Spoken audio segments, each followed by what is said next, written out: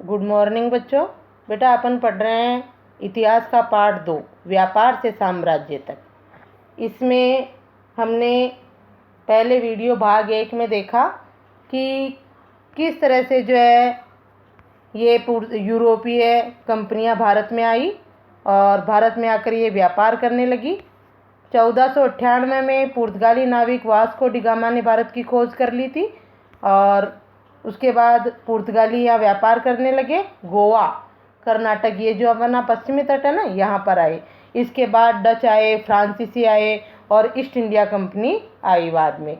अब ये कंपनियां, यूरोपीय कंपनियां आपस में ही यहाँ पर जो है प्रतिस्पर्धा यानी कंपटीशन करने लगी। अपने व्यापार को बढ़ाकर ज़्यादा से ज़्यादा फ़ायदा लेना ये लोग चाहते थे। सारी कंपनियां जो है यहाँ से सस्ती चीज़ें खरीद कर अपने देश में भेजना, इस तरह से जो है लाभ कमाना चाहती थी।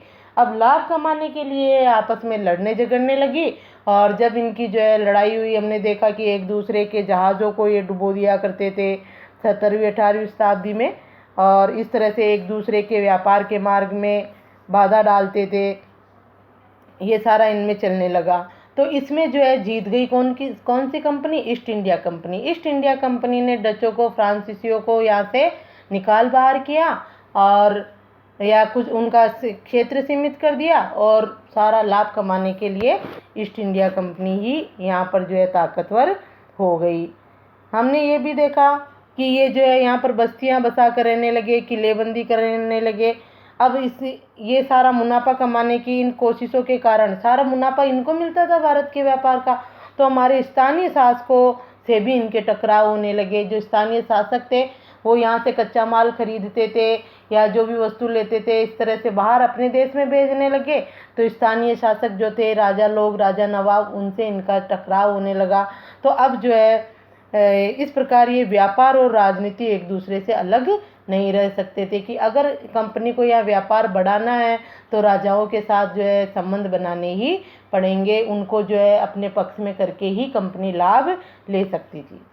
तो ऐसा ईस्ट इंडिया कंपनी के बारे में हम देखेंगे कि किस तरह से ईस्ट इंडिया कंपनी ने औरों को तो भगा दिया, उनका क्षेत्र बिल्कुल सीमित कर दिया। बंदूक की नोक पर ईस्ट इंडिया कंपनी ही भारत में आगे बढ़ गई और ईस्ट इंडिया कंपनी ने बंगाल से व्यापार शुरू करती है। ईस्ट इंडिया कंपनी हमारा है ना पश्चिमी बंगाल, वहाँ से। तो देखो किस तरह से इसने सबसे पहले बंगाल को अपने अधिकार में किया और फिर धीरे धीरे बंगाल, बिहार, उड़ीसा, महाराष्ट्र और धीरे धीरे अपना हमारे भारत में जो है स्वतंत्र व्यापार किया और हमारी राजनीतिक फूट देखकर जो है यहाँ पर इसने शासन भी कर लिया। तो किस तरह से व्यापार करने के लिए आई ईस्ट इंडिया कंपनी, हमारी यहाँ स्वामी बन बैठी, ये देखो। पहली इंग्लिश फैक्ट्री 1651 में हुगली नदी के किनारे शुरू हुई। कंपनी के व्यापारी यहीं से अपना काम चलाते थे। इन व्यापारियों को उस ज़माने में फैक्टर कहा जाता था। अंडरलाइन कर लो इस पर, ये छोटा प्रश्न भी बनेगा। पहली इंग्लिश फैक्ट्री, किताब खोल के बैठ जाओ बेटा, अंडरलाइन करो। पहली इंग्लिश फैक्ट्री कब और कहाँ खोली ईस्ट इंडिया कंपनी ने? 1651 में हुगली नदी के किनारे। हुगली नदी कौन सी है? पश्चिमी बंगाल में ही है, कोलकाता और यहाँ से होकर बहती है। तो यहाँ पर पश्चिमी बंगाल में हुगली नदी के किनारे खोली पहली फैक्ट्री, इंग्लिश फैक्ट्री। और जो फैक्ट्री के मालिक थे ना, उनको क्या कहा जाता था? फैक्टर कहा जाता था। इस फैक्ट्री में वेयर हाउस था जहाँ निर्यात होने वाली चीज़ों को जमा किया जाता था। यहाँ से खरीद कर सस्ती खरीद कर अपने देश भेजते थे ना, उनको जो है वहाँ पर जमा किया जाता था। यहीं पर उसके दफ्तर थे जिनमें कंपनी के अफसर बैठते थे। जैसे जैसे व्यापार फैला, कंपनी ने सौदागरों और व्यापारियों को फैक्ट्री के आसपास आकर बसने के लिए प्रेरित किया। 1696 तक कंपनी ने इस आबादी के चारों तरफ एक किला बनाना शुरू कर दिया। 2 साल बाद उसने मुगल अफसरों को रिश्वत देकर 3 गांवों की जमींदारी भी खरीद ली। इनमें से एक गांव कालिकाता था। गांव था, देखो, कालिकाता। कौन सा गांव था? कालिकाता, अंडरलाइन करो। जो बाद में कलकत्ता बना और अब इसे कोलकाता कहा जाता है ना। अपना सबसे बड़ा मुंबई कोलकाता महानगर है अब ये। उस समय क्या था? एक गांव था। तो कालिकाता सहित जो है 3 गांव खरीद लिए। इस तरह देखो कंपनी कैसे पांव पसार रही है। पहली फैक्ट्री हुगली नदी के किनारे स्थापित कर ली। अब वो जो है व्यापारियों को और सौदागरों को, जो व्यापारी वगैरह खरीदते थे ना माल वगैरह, उनको वहीं पर बसाने लग गए, बसने के लिए उनको प्रेरित करने लग गए। जो मजदूर वगैरह फैक्ट्रियों में काम करते थे उनके लिए वहाँ आवास बना दिए। इस तरह वहाँ पर एक वो जो कस्बा सा बसा लिया इन्होंने, उन लोगों को वहीं बसा लिया। 1696 तक कंपनी ने इस आबादी को के चारों तरफ जो है किलेबंदी करना शुरू कर दिया, किला बनाना शुरू कर दिया, आबादी के चारों तरफ जो बसाए। 2 साल बाद उसने मुगल अफसरों को रिश्वत देकर 3 गांव की भी जमींदारी खरीद ली। मुगल बादशाह थे हमारे उस समय, औरंगजेब ही रहे हैं। 1707 में मृत्यु हुई थी औरंगजेब की, 1696 की बात है। तो मुगल अफसर जो थे उनको रिश्वत देकर अपनी तरफ मिला लिया और 3 गांवों की जमींदारी भी खरीद ली। इनमें से एक गांव कौन सा था? कोलकाता। कंपनी ने मुगल सम्राट औरंगजेब को इस बात के लिए भी तैयार कर लिया कि वह कंपनी को बिना शुल्क चुकाए व्यापार करने का फरमान जारी कर दे। अब ईस्ट इंडिया कंपनी ने औरंगजेब को इसके लिए भी तैयार कर लिया कि हम जो है शुल्क चुकाए बगैर क्या करेंगे, बिना शुल्क, चुंगी नाके लगते थे ना जगह जगह पर, शुल्क चुकाते थे। तो औरंगजेब को इसलिए के लिए तैयार कर लिया कि ईस्ट इंडिया कंपनी बिना शुल्क चुकाए भारत में व्यापार करेगी, हम आपको इकट्ठा पैसा दे देंगे मुगल बादशाह को, और हमसे जो है जगह जगह शुल्क नहीं लिया जाए, चुंगी नाके जो थे वहाँ पर जो है हम कर नहीं देंगे। ऐसा आदेश, फरमान यानी शाही आदेश, इधर है फरमान यानी क्या होता है, ये एक शाही आदेश। इन शब्दों को भी लिख लेना आप नए शब्द या शब्दावली डालकर, फरमान यानी शाही आदेश। ऐसा आदेश जारी करवा लिया औरंगजेब से, मुगल बादशाह से कंपनी ने। अब जो बादशाह ने आदेश दे दिया, लेकिन वो सिर्फ ईस्ट इंडिया कंपनी के लिए ही था कि ईस्ट इंडिया कंपनी ही मुक्त व्यापार कर सकती है, और वो पैसा किसको दे देगी? कर के रूप में सिर्फ बादशाह को, मुगल बादशाह को देगी। लेकिन जो और व्यापारी थे, निजी व्यापारी करने वाले, छोटे मोटे व्यापार, वो भी ऐसा ही करने लगे, वो भी कहीं पर कर नहीं देते। तो उससे जो है फिर टकराहट होने लगी। देखो, कंपनी ज़्यादा से ज़्यादा रियायतें हासिल करने और पहले से मौजूद अधिकारों का ज़्यादा से ज़्यादा फायदा उठाने लग गई।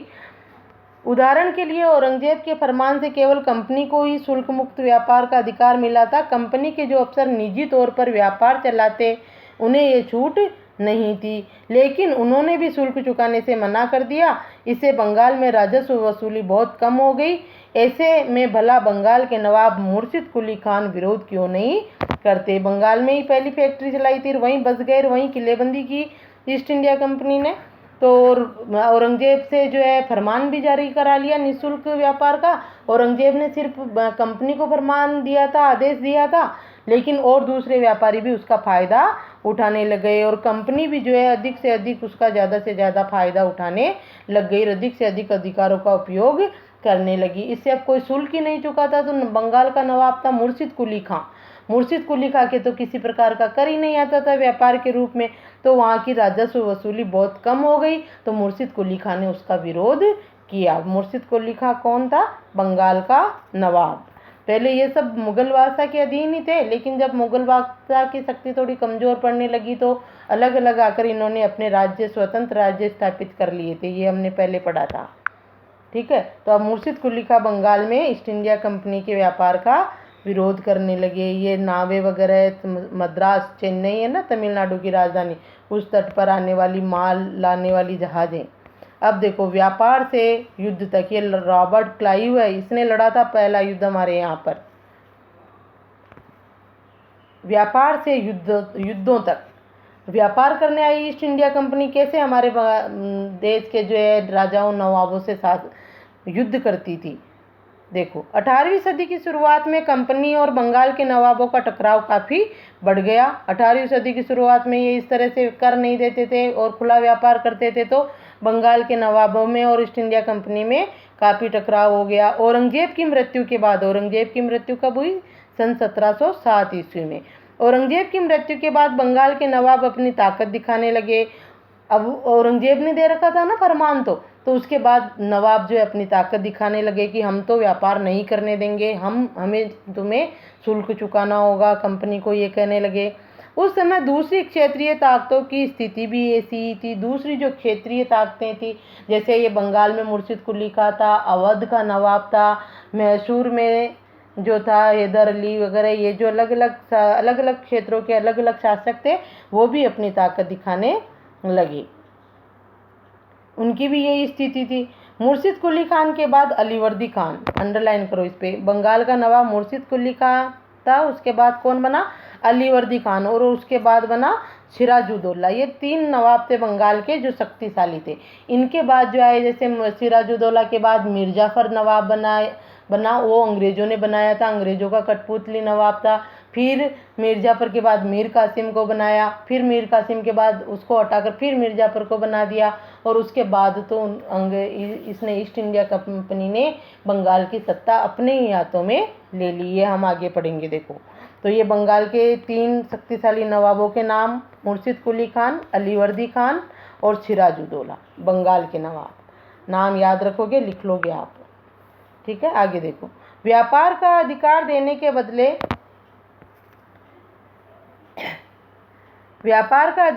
के बदले कंपनी से नजराने मांगे।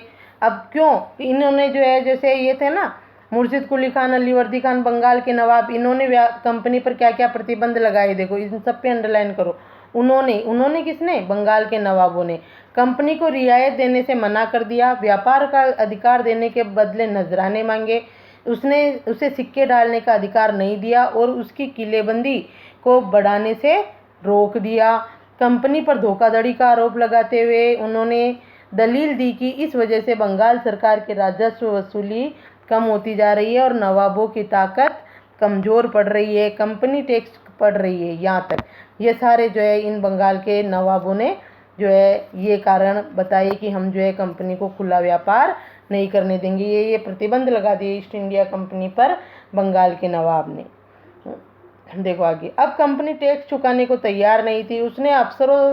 उसके अफसरों ने अपमानजनक चिट्ठियां लिखी और नवाबों व उनके अधिकारियों को अपमानित करने का प्रयास किया। अब ईस्ट इंडिया कंपनी को तो खुले मुक्त व्यापार करने की ललक पड़ चुकी थी, तो अब उनसे नवाब जो है टैक्स मांगते हैं, कर मांगते हैं, तो वो कर देने को तैयार नहीं थे। और ईस्ट इंडिया कंपनी के अफसरों ने जो है नवाब को और उसके अधिकारियों को अपमानजनक चिट्ठियां लिखी, उनको अपमानित करना शुरू कर दिया। अब कंपनी का क्या कहना था? ये तो किसका कहना था? ये तो नवाबों का कहना था। ये थे ना उन्होंने, ये तो नवाबों ने उन पर कंपनी पर प्रतिबंध लगाया, और नवाबों ने कंपनी के लिए ये कहा कि ये धोखाधड़ी है। और अब कंपनी का कहना क्या था? देखो, कंपनी का कहना था कि स्थानीय अधिकारियों की बेतुकी मांगों से कंपनी का व्यापार तबाह हो रहा है। व्यापार तभी फल फूल सकता है जब सरकार शुल्क हटा ले। कंपनी को इस बात का भी यकीन था कि अपना व्यापार फैलाने के लिए उसे अपनी आबादी बढ़ानी होगी, गांव खरीदने होंगे और किलों का पुनर्निर्माण करना होगा। कंपनी जो है व्यापार बढ़ाने के लिए क्या क्या करना चाहती थी? आबादी बढ़ाना चाहती थी, गांव खरीदकर किलेबंदी करना चाहती थी, जबकि ईस्ट इंडिया और बंगाल के नवाब ने उस पर प्रतिबंध लगा दिया था, किलेबंदी पर। ये टकराव दिनों दिन गंभीर होते गए। अंततः इन टकरावों की परिणति प्लासी के प्रसिद्ध युद्ध के रूप में हुई। अब ये टकराव क्या हुए?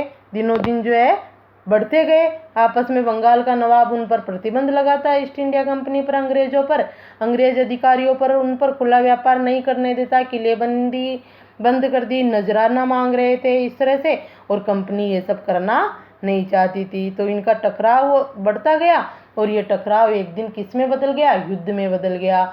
और ईस्ट इंडिया कंपनी यानी अंग्रेज़ों और बंगाल के नवाब सिराजुद्दौला, उस समय सिराजुद्दौला था, वह जो है प्लासी का युद्ध हो गया 1757 में। 1756 में अलीवर्दी खान की मृत्यु हो गई। उसके बाद जो है सिराजुद्दौला नवाब बना, और सिराजुद्दौला और अंग्रेज़ों में प्लासी का युद्ध हुआ। प्लासी, ये जो नाम दिख रहा है ना आपको, प्लासी, ये सही नहीं है, ये तो अंग्रेज़ों ने कर दिया। पलाशी है इसका नाम, पलाशी, इधर देखो आप। और पलाश के जो पेड़ थे ना, क्या आप जानते हैं? मैं देखो, क्या आप जानते हैं प्लासी का नाम किस तरह पड़ा? दरअसल इसका असली नाम ये है, पलाशी, और ये पलाश के फूलों के कारण जो है इसका नाम पलासी पड़ा था, लेकिन अंग्रेजों ने बिगाड़ कर ये कर दिया। तो ये शब्द आ जाए और ये आ जाए तो एक ही बात है, प्लासी या पलाशी, ठीक है। कंफ्यूज नहीं होना, दोनों एक ही जगह का नाम है। आ रहा होगा, आपके समझ में आ रहा होगा कि किस तरह कंपनी जो है आगे बढ़ रही है। अब बंगाल के नवाब ने उस पर प्रतिबंध लगाने का प्रयास किया, तो स्थिति युद्ध की बन गई और प्लासी का युद्ध हो गया। देखो थोड़ा सा देख लेते हैं प्लासी के युद्ध को। देखो हुआ क्या, 1756 में अलीवर्दी खान की मृत्यु हो गई और सिराजुद्दौला बंगाल के नवाब बन गए। इसका दोहिता था ये लड़की का बेटा, अलीवर्दी खां की लड़की का बेटा, इसको जो है नवाब बना दिया। अलीवर्दी खां के कोई पुत्र नहीं था तो अंग्रेज सोचे हम अधिकार कर लेंगे, लेकिन इसने इसको नवाब बना दिया। कंपनी को सिराजुद्दौला की ताकत से भय था। ये शक्तिशाली नवाब थे, मुर्शिद कुली का, अलीवर्दी का और सिराजुद्दौला। ये हमने देखा तो कंपनी को इससे भय था कि ये हम पर और ज़्यादा प्रतिबंध लगाएगा। तो कंपनी पहले से ही जो है इस ताक में बैठ गई कि किस तरह से जो है इनको प्रतिबंध किया जाए इस पे। देखो हाँ, तो सिराजुद्दौला की ताकत से भाई था। सिराजुद्दौला की जगह एक ऐसा कठपुतली कंपनी जो है, सिराजुद्दौला की जगह एक ऐसा कठपुतली नवाब चाहती थी जो उसे व्यापारिक रियायतें और अन्य सुविधाएं आसानी से देने में आनाकानी न करे। सिराजुद्दौला को हटाकर वो जो है ऐसा नवाब बनाना चाहती थी जो अंग्रेजों के इशारों पर नाचे।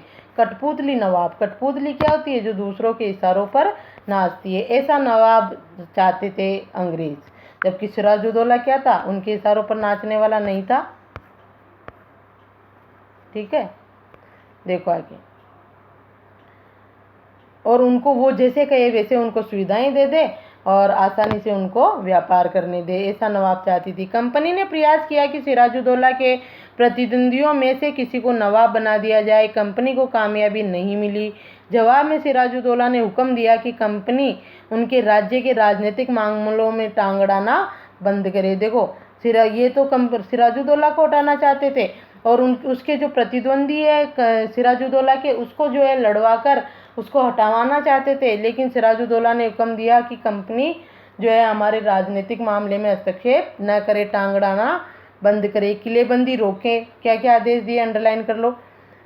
कंपनी राजनीतिक मामलों में हस्तक्षेप न करे, किलेबंदी रोके और बाकायदा राजस्व चुकाए, और हमारा जितना राजस्व यानी कर टैक्स बनता है वो चुकाए। जब दोनों पक्ष पीछे हटने को तैयार नहीं थे, सिराजुद्दौला तो किलेबंदी रोक दिया और टैक्स मांग रहा था, और कंपनी किलेबंदी करने के लिए आतुर थी और टैक्स चुकाने के लिए तैयार नहीं थी। दोनों पीछे हटने के लिए तैयार नहीं थे। तो ऐसे में फिर सिराजुद्दौला ने क्या किया, 30,000 सिपाहियों के साथ नवाब ने कासिम बाजार में स्थित इंग्लिश फैक्ट्री पर हमला बोल दिया। गोदामों पर ताला डाल दिया, अंग्रेजों के हथियार छीन लिए और अंग्रेज जहाज़ों को घेरे में ले लिया। इसके बाद नवाब ने कंपनी के कोलकाता स्थित किले पर कब्जे के लिए उधर का रुख किया। देखो प्लासी का युद्ध यहाँ से शुरू होता है। किसने शुरू किया, सिराजुद्दौला ने। कासिम बाजार में इंग्लिश फैक्ट्री पर हमला बोलकर उसको बंद कर दिया और फिर कलकत्ता में जहाँ पर वो किले बना रहे थे ना, किले पर कब्जा करने के लिए वो सैनिक उधर निकल गए। यहाँ गोदाम पर ताला वाला डाल के इंग्लिश फैक्ट्री को बंद करके। कोलकाता के हाथ से निकल जाने की खबर सुनने पर मद्रास में तैनात कंपनी के अफसरों ने भी रॉबर्ट क्लाइव के नेतृत्व में सेनाओं को रवाना कर दिया। अंडरलाइन कर लो, रॉबर्ट क्लाइव पे। इस सेना को नौसैनिक बेड़े की मदद भी मिल रही थी। अब इधर सिराजुद्दौला ने वो उस कंपनी को कासिम बाजार में जो है इंग्लिश फैक्ट्री पर ताला जड़ दिया और कलकत्ता पहुंच के किलेबंदी बंद करवा दी। कलकत्ता भी अंग्रेजों, ईस्ट इंडिया कंपनी अंग्रेजों के हाथ से निकल गया। एक ही बात है, ईस्ट इंडिया कंपनी बोलो चाहे अंग्रेजों। अब जो है कंपनी ने क्या किया, रॉबर्ट क्लाइव के नेतृत्व में सेना भेज दी। तो प्लासी का युद्ध किस किस के बीच हुआ वैसे पूछे तो रॉबर्ट क्लाइव, अंग्रेज सेनापति रॉबर्ट क्लाइव और बंगाल के नवाब सिराजुद्दौला के मध्य 1757 में। इसके बाद देखो क्या होता है। इसके बाद नवाब के साथ लंबे समय तक सौदेबाजी चली। रॉबर्ट क्लाइव और नवाब के साथ सौदेबाजी चली आखिरकार, लेकिन सिराजुद्दौला भी मानने को तैयार नहीं था। सौदेबाजी का मतलब कि भाई तू ऐसा कर लो ऐसा कर लो, लेकिन सिराजुद्दौला मानने को तैयार नहीं था। आखिरकार 1757 में रॉबर्ट क्लाइव ने प्लासी के मैदान में सिराजुद्दौला के खिलाफ कंपनी की सेना का नेतृत्व किया। नवाब सिराजुद्दौला की हार का एक बड़ा कारण उसके सेनापतियों में से ही एक सेनापति मीर जाफर की कारगुजारियाँ भी थी। मीर जाफर की टुकड़ियों ने इस युद्ध में हिस्सा नहीं लिया। रॉबर्ट क्लाइव ने यह कहकर उसे अपने साथ मिला लिया था कि सिराजुद्दौला को हटाकर मीर जाफर को नवाब बना दिया जाएगा। ठीक है, अब अंडरलाइन कर लो। 1757 में रॉबर्ट क्लाइव और सिराजुद्दौला के मध्य प्लासी के मैदान में युद्ध हुआ और सिराजुद्दौला युद्ध में कभी नहीं हारता, लेकिन इसी का सेनापति था ये मीर जाफर, है ना। उसके सेनापतियों में से एक सेनापति था मीर जाफर। इसने इसके साथ सिराजुद्दौला के साथ धोखा किया और ये धोखे अंग्रेज़ों ने इसको अपनी तरफ मिला लिया, लोभ लालच देके कि तुम जो है अपनी सेनाएं, सेनापति था तो इसकी सैनिक टुकड़ियां थी, तुम अपनी सेनाएं सिराजुद्दौला की तरफ से लड़ने के लिए मैदान में उतारो ही मत, सिराजुद्दौला हार जाएगा इससे, तुम अपनी सेना नहीं उतारोगे तो, और हम जो है सिराजुद्दौला को पकड़ कर बंदी बना लेंगे या मार देंगे और उसके बाद तुम्हें बंगाल का नवाब बना देंगे। ऐसा किसने किसको कहा?